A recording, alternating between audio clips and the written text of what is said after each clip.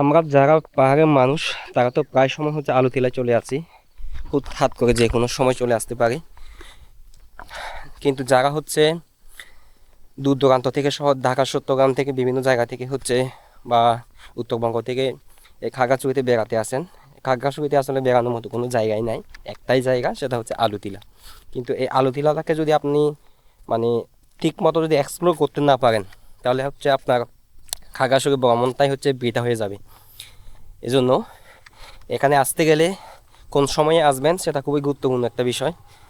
আপনি সকালে আসতে পারেন, দুপুরে আসতে পারেন, বিকালে আসতে পারবেন, কিন্তু তিন সময়ে তিনটা ভিউ পাবেন। আর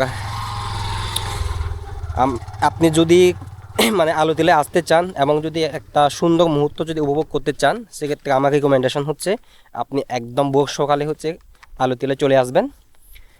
আর আলুতিলায় এসে হচ্ছে আপনি সূর্যোদয়, মেঘ, যা কিছু পান, তারপর হচ্ছে কুয়াশা, সব কিছু উপভোগ করতে পারবেন। এখানে অনেক কিছু হচ্ছে সুন্দর সুন্দর জায়গা আছে ঘোরার মতো, আলুতিলার ভিতরে এক্সপ্লোর করার মতো অনেক কিছু আছে। আপনি আলুতিলায় গুহায় যাইতে পারেন, তারপরে আলুতিলায় বিভিন্ন আনাচে কানাচে ঘুরতে পারেন। যদি বিকেলের দিকে আসেন, একটাই মানে বিকেলেও হচ্ছে সুন্দর দৃশ্য দেখা যায়, কিন্তু বিকেলে একটাই প্রবলেম, বিকেলে হচ্ছে অনেক মানুষের আনাগোনা থাকে, যার ফলে আপনি ভিউগুলো হচ্ছে সঠিকভাবে বা ঠিক মতো উপভোগ করতে পারবেন না।